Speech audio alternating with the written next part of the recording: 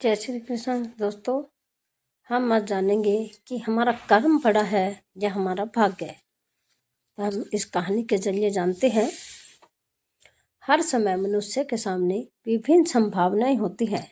हर समय हम चुनते जाते हैं। जैसा हम चुनते हैं वैसा हमारा कर्म बनता जाता है और उससे हमारे भविष्य का निर्माण होता है। इसके बारे में दो पक्ष है। कुछ लोग मानते हैं कि हम स्वयं अपने भाग्य के विधाता हैं और कुछ लोग मानते हैं कि जीव के हाथ में कुछ नहीं होता, विधाता उसका भाग्य लिखता है, उसके अनुसार उसका जीवन व्यतीत होता है। इस प्रकार दो विचारधाराएं बन गई, एक तो भाग्यवादी और एक पुरुषार्थवादी। भाग्यवादी के अनुसार जीव भाग्य से बंधा है, उसे किसी प्रकार का स्वतंत्र कर्म करने का अधिकार ही नहीं है। पुरुषार्थवादी इस सिद्धांत को नहीं मानते। उसके अनुसार इस प्रकार तो जीव आलसी हो जाएगा, कोई कर्म करेगा ही नहीं, भाग्य के भरोसे बैठा रहेगा। देव देव आलसी पुकारा, ये विवाद संसार में सर्वत्र चलता है। इसमें सत्य क्या है? क्या जीव को भाग्य के भरोसे रहना है या स्वतंत्र कर्म करना चाहिए? इसे भले प्रकार से समझने के लिए ये समझना आवश्यक है कि भाग्य होता क्या है। भाग्य मतलब जीव द्वारा पूर्व जन्म में किए गए कर्म ही होते हैं, जो वर्तमान जन्म में भाग्य कहलाता है। यदि भाग्यवादी की माने तो जीव भाग्य से बंधा है और कर्म करने का अधिकार भी नहीं है। ऐसा तो हर जन्म में होगा। तो कौन से जन्म में हमने कर्म किए वही इस जन्म में हमारा भाग्य बना।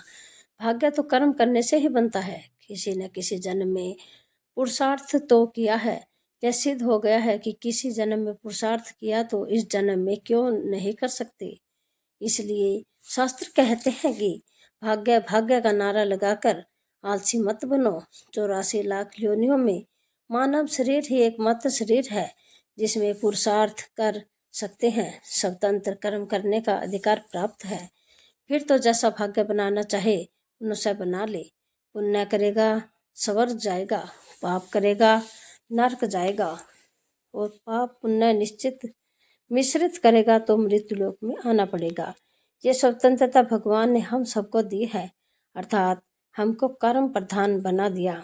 ऐसे मानव शरीर को पाकर भाग्य का नारा लगाकर बैठ जाएं, इससे बड़ा दुर्भाग्य नहीं हो सकता।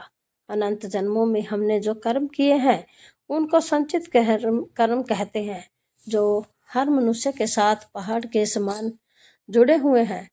भगवान जब हमको संसार में भेजते हैं तब इन संचित कर्म में से एक भाग इस जन्म में जोड़ देते हैं, जो जीव को इस जन्म में भोगना पड़ता है। वह प्रारब्ध कहलाता है, जो जीव को जन्म पर मिल जाता है। प्रारब्ध निश्चित होता है, जिसको बदल नहीं सकते। वर्तमान में सदा कर्म करने की स्वतंत्रता रहती है, जिसे क्रियामान कर्म कहते हैं।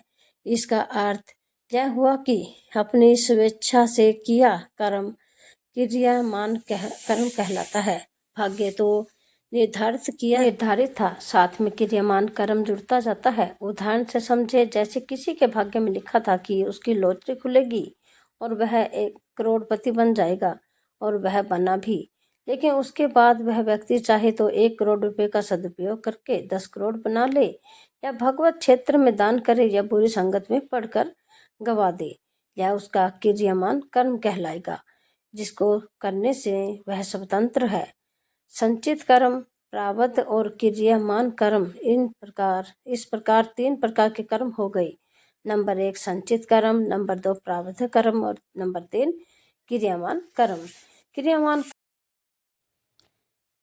क्रियामान कर्म सबसे अधिक महत्वपूर्ण है। हमारे शास्त्र कहते हैं कि क्रियामान को सुधारो, प्रारब्ध की चिंता मत करो, वो तो आता जाता रहेगा। जैसे साइकिल चलाते वक्त सामने पहाड़ी आ जाए तो अधिक परिश्रम कर साइकिल चलाना होगा, किंतु चढ़ाई सदा नहीं रहती। चढ़ाई के बाद उतराई आ जाती है, उतराई भी सदा नहीं रहती, फिर समतल आ जाता है। उसी प्रकार जीवन में कभी कठिन प्रारब्ध आ जाता है, तब जीवन कठिन हो जाता है। तब मनुष्य को वहाँ रुकना नहीं, वरना और अधिक परिश्रम करना है।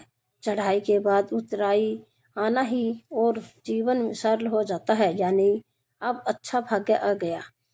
तात्पर्य यह है कि भाग्य आता जाता रहेगा, उसकी चिंता नहीं करना चाहिए और उसको जानने का प्रयत्न भी नहीं करना है। यदि जाना है तो भाग्य बढ़िया है तो आलसी हो गई, यदि जानना कि भाग्य खराब है तो चिंता लग गई। तो हम यह समझा कि किसी व्यक्ति का भाग्य उसके पूर्व जन्म के कर्मों के आधार पर निश्चित होता है। व्यक्ति अपने कर्मों से अपना भाग्य बदल सकता है। कर्म करने से ही भाग्य का रास्ता खुलता है। अपने भाग्य का विधाता मनुष्य स्वयं है। बच्चा जब गर्भ में होता है तब से ही उसकी आयु, धन, विद्या और मृत्यु निश्चित हो जाती है। मनुष्य प्रारब्ध स्वीकार कर अच्छे कर्मों द्वारा अपना भाग्य बना सकता है। ऐसी ही धार्मिक और पौराणिक कथा कहानियों के लिए, गीता ज्ञान के लिए आप हमारे चैनल से जुड़े रहें। जय श्री कृष्णा। राधे राधे।